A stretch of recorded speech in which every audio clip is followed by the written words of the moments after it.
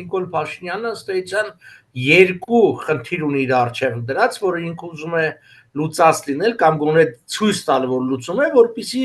ընտրությունների ժամանակ դա ծախի ժողովրդի վրա, որտեղ Նիկոլ Փաշինյանը հիմա ընտրապայքարի մեջ է։ Ընդհանրապես ինքը միշտ ա եղել ընտրապայքարի մեջ, բայց քանի որ արդեն վերջին տարին է, ինքը ինչ որ անում է դրա համար անում։ Այդ երկու խնդիրներից առաջինը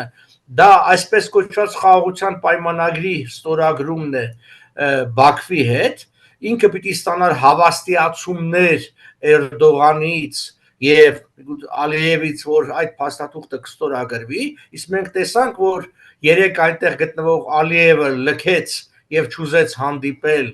Փաշինյանի հետ, նշանակում ինքը որևէ լուրջ մտադրություն չունի այսպես կոչված խաղաղության պայմանագիրը ստորագրի,